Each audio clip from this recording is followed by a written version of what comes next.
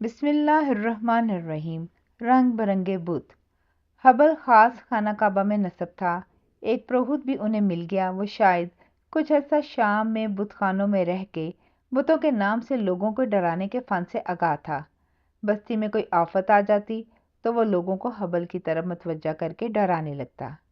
کہیں لڑائی جھگڑا ہو جاتا، کہتا آؤ ادھر، حبل فیصلہ کرے گا۔ حبل کے بہانے اس نے خود 7 تیر حبل کے چرنوں پہ رکھے تھے۔ کچھ پہ لکھا تھا نم مطلب ہاں، اور کچھ پہ لا مطلب نہیں۔ جیسے سکہ لے کے اسے ہیڈ اور ٹیل کا ٹاس کرتے ہیں، وہ تیروں سے فیصلے کرنے لگا۔ لوگ فیصلہ ماننے لگے۔ خشک سالی کا عرصہ زیادہ ہو جاتا تو وہ شور مچا دیتا، حبل ناراض ہو گیا ہے۔ لوگ اونٹ بھیڑیں لا کے اصاف اور نائلہ کے پاس ذبح کرنے لگے۔ اس کے ایک بلاوے پہ یہ لوگ ننگے پاؤں گھروں سے دوڑتے آتے۔ شادی بیاہ کی رسومات بھی پروہت نے اچکا لیں۔ لوگوں کو شادی گھر کے لیے جگہ مل گئی۔ پروہت کو خانہ خدا کی دہلیز پہ بیٹھے بیٹھے ایک کاروبار مل گیا۔ موت تک کی رسومات وہیں پروہت کے روبرو ہونے لگیں۔ کسی شخص کو کاروبار کے لیے مکہ سے باہر جانا ہوتا تو مشورے کے لیے پروہت کے پاس پہنچ جاتا۔ پروہت ہر فیصلہ تیروں کے بنائے نشانوں سے کرتا۔ کوئی اس کے فیصلے کے آگے چوں چرا نہ کرتا۔ دیکھا دیکھی دوسرے ملکوں کے سفر پہ نکلے لوگ بھی اپنی اپنی پسند کے خدا خرید لائے۔ تھوڑے ہی عرصے میں خدا کا گھر بتوں سے بھر گیا۔ ان کی تعداد 360 ہو گئی۔ زمین پہ گھومنے پھرنے کے لیے جتنے رخ ہو سکتے ہیں وہ 360 ہوتے ہیں۔ انہوں نے ہر رخ کے لیے ایک خدا رکھ لیا۔ ان کے خداؤں کی شکلیں جدا جدا تھیں۔ اکثر بھدے اور بشکل خدا تھے، کچھ تراشیدہ ہوئے، کچھ بے ہنگم نہ تراشیدہ، لکڑی کے بھی، پتھر کے بھی، ہڈی کے بھی، ہر شے کے خدا انہوں نے خدا کے گھر میں لا کے رکھ دیے۔ اوپر سے چڑھاؤ کی آمدنی الگ، پھر لوگوں کے اکٹھ کی وجہ سے منڈی کا سا سما بن جاتا، کاروبار میں بڑھاوا آتا۔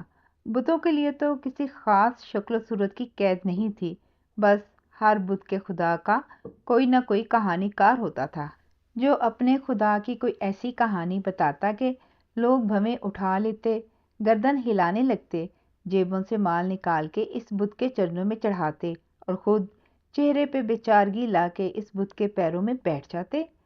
سبھی بت انسانی خدوخال کے نہیں تھے، کچھ کی شبیہیں جانور جیسی تھی، کچھ جانور بھی نہ تھے، درختوں کا جھنڈ سا تھا۔ مکہ کی پہاڑی مضاف نخلا کے لوگوں نے بھی سوچا کہ ہم نے بھی بت خانہ بنانا ہے۔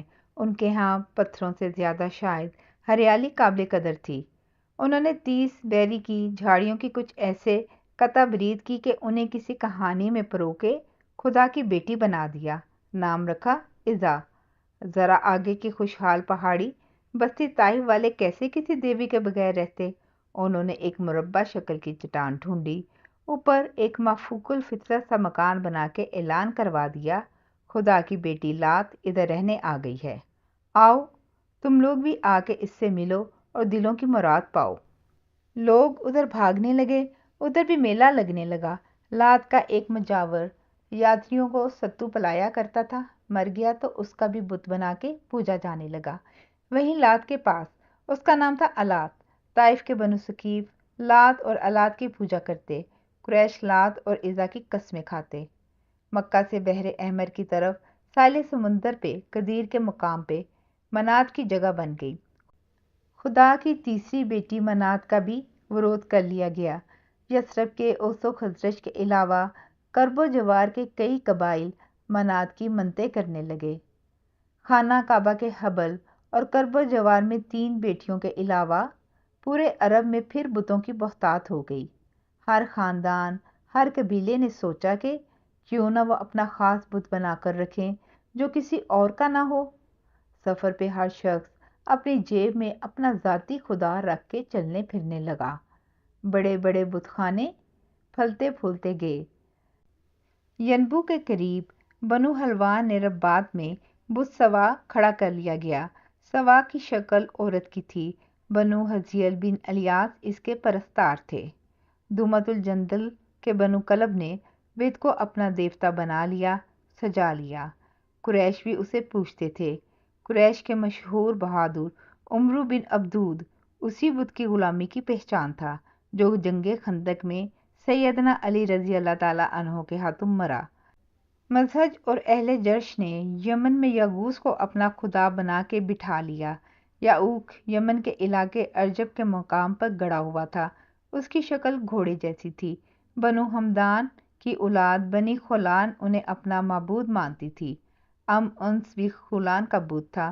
وہ کھیتی باڑی اور مال مویشی کے صدقات اللہ اور اس بت کے درمیان کچھ ایسے تقسیم کرتے کہ جو اللہ کا حصہ اس بت کی طرف چلا جاتا اسے نہ نکالتے، مگر جو بت کا حصہ اللہ کی طرف چلا جاتا اسے نکال لیتے۔